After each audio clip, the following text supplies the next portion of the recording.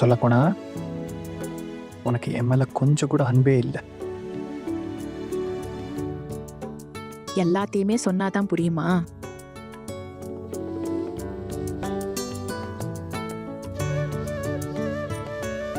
புரிஞ்சுது. ஆனா இனிமே என் லைஃப்ல எனக்கு வேற எதுவுமே வேண்டாம். நீதான் என் லட்சியம். இப்போ என் லட்சியத்தை நான் அடைஞ்சிட்டேன். நீ உன்னை பார்த்துக்கோ. ஓகே, நீ ஒரு ஹெல்ப் பண்ணு.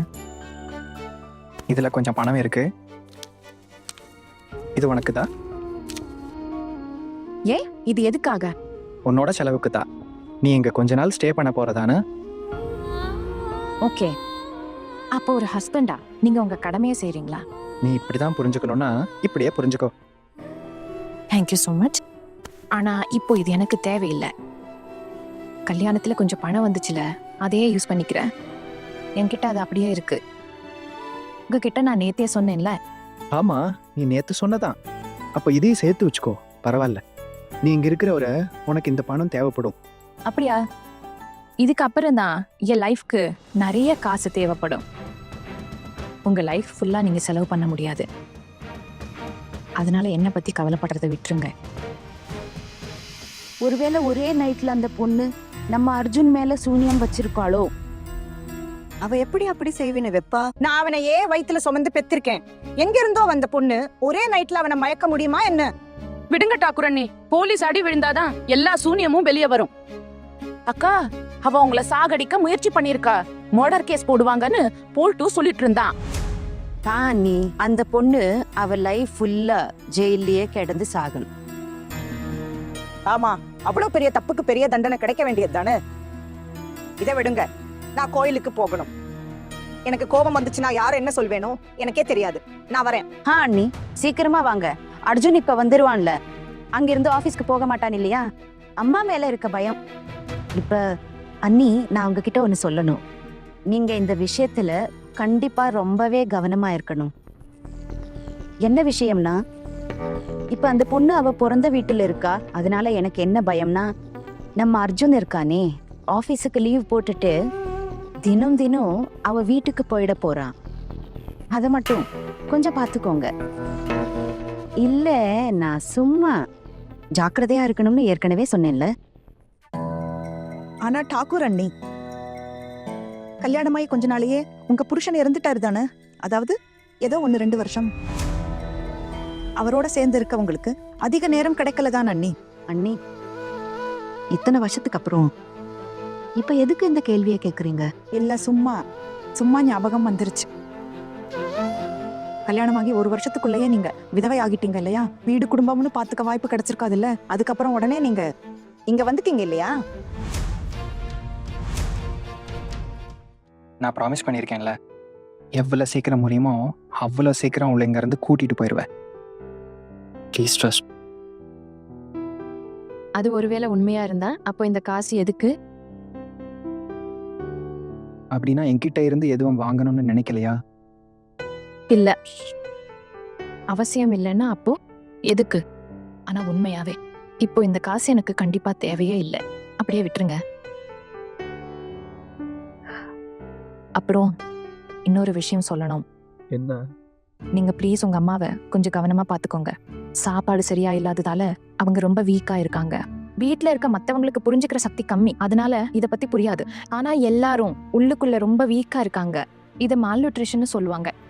நான் என்ன சொல்ல வரேன்னா, கம்மியா சாப்பிடறதுனால உடம்புல சத்து குறைஞ்சிடும். உங்க அம்மாவுக்கு வேற வயசாகிருச்சு. அவங்க நல்லா சாப்பிட வேண்டியது இப்போ ரொம்ப முக்கியம். எங்க அம்மா மேல நீ இவ்வளோ அக்கறை வச்சிருக்க. ஆனா பாரு, அம்மாவால ஒன்னதான் புரிஞ்சுக்க முடியல. போகட்டும், விடுங்க. இப்ப அத்தைக்கு என் மேல ஏதோ தப்பான எண்ணம் இருக்கும். அதுக்காக அவங்களோட ஹெல்த்தை பத்தி நான் உங்ககிட்ட சொல்லக்கூடாதுன்னு அர்த்தம் இல்லையே. எப்படியும் நீங்க தானே சொன்னீங்க ஒரு நாள் அவங்களே என்ன பத்தின எண்ணத்தை மாத்திப்பாங்கன்னு. மத்தவங்கள பத்தி உங்களுக்கு எந்த கவலையும் இல்ல. வீட்டுல இருக்க லேடிஸ் நல்லா சாப்பிடுறாங்களா இல்லையான்னு கூட கவனிக்கல.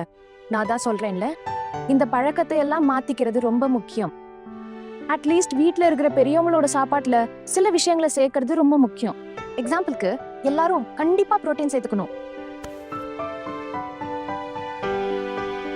நான் இந்த விஷயத்தெல்லாம் கண்டிப்பாக கவனிச்சுக்கிறேன். I promise. ஆனால் எல்லாத்த விட இம்பார்ட்டண்ட் என்ன தெரியுமா?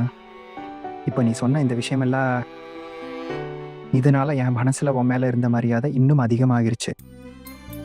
நீ ப்ரூவ் பண்ணிட்ட நான் சரியான லைஃப் பார்ட்னர் தான் சூஸ் பண்ணினேன்னு தெரியுமா? ஆனால் எங்கள் வீட்டில் இருக்கிற இந்த மூச்சை முட்டுற சிஸ்டம் இருக்குதுல்ல, அதை நீங்கள் மாற்றுவீங்கன்னு எனக்கு முழு நம்பிக்கை இருக்கு.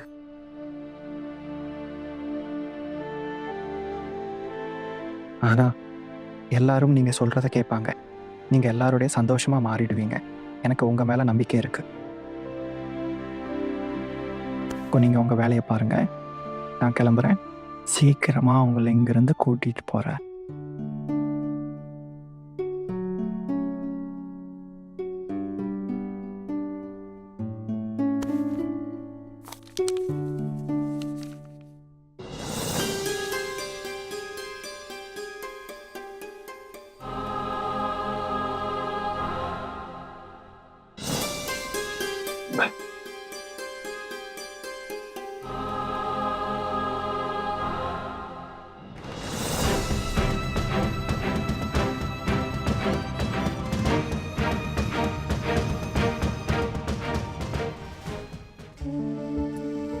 என் மனசுல இருக்க கஷ்டம் எனக்கு மட்டும்தான் தெரியும். எல்லாமே உங்க கண்ணு முன்னாடி தானே நடந்துச்சு. அவர் சாகிறதுக்கு முன்னாடியே நான் பிரெக்னென்ட் ஆயிட்டேன். என் பையன் பிறந்தப்போ அப்பவே அவர் இறந்துட்டாரு. என் பையனுக்கு அவனோட அப்பா முகத்தை பார்க்க கூட அவனுக்கு கொடுத்து வைக்கல. என்னோட பெரிய அண்ணன் அவர் என்ன இங்கேயே கூட்டிட்டு வந்துட்டாரு. என்னோட பையனை நீங்க எல்லாரும் ரொம்ப நல்லபடியா வளர்த்துருக்கீங்க. என்னையும் ரொம்ப நல்லா பாத்துக்கிட்டேங்க. நீங்க ஏன் திடீர்னு இந்த விஷயத்த ஆரம்பிச்சீங்கன்னு எனக்கு நல்லாவே புரியுது. உங்களுக்கு எல்லா விஷயத்தையும் சுத்தி வளைச்சு பேசுறது பழக்கமாயிருச்சு. பெரிய அண்ணி, நீங்க என்ன சொல்ல வர்றீங்கன்னு எனக்கும் புரியுது. மத்தவங்க நல்லா இருக்கிறது என்னால பார்க்க முடியல, அதானே? அதுவும் உண்மைதான். என்கிட்ட இருந்து பறிக்கப்பட்ட ஒண்ணு இன்னொருத்தருக்கு ஏன் கிடைக்கணும்னு நான் விடணும்? அந்த பொண்ணு இந்த வீட்டு மேல அவளோட உரிமையை காட்ட ஆரம்பிச்சிட்டா. அவளை எப்படி இவ்வளவு லேசா விட்டுடுவேன்? இல்லைன்னா 2 நாள்ல என்னையே இந்த வீட்டை விட்டு வெளியே தள்ளியிருப்பா. அதனாலதான் முதல்ல அவளை இந்த வீட்டுல இருந்து துரத்த வச்சேன். தாக்கூர் அண்ணி, தாக்கூர் அண்ணி, என்னாச்சு? என்ன யோசனை? இல்ல அண்ணே, நீங்க பேசினதுல அவரோட ஞாபகம் வந்துருச்சு. இத்தனை வருஷம் ஆகிருச்சுல, இப்ப கூட அவரோட முகம் எனக்கு எல்லாம் தெளிவா தெரியுது. இந்த பேச்செல்லாம் விடுங்க. நீங்க கோவிலுக்கு போகணும்ல? போயிட்டு வரேன் தாக்கூர் அண்ணி. கொஞ்சம் கவனமா இருங்க.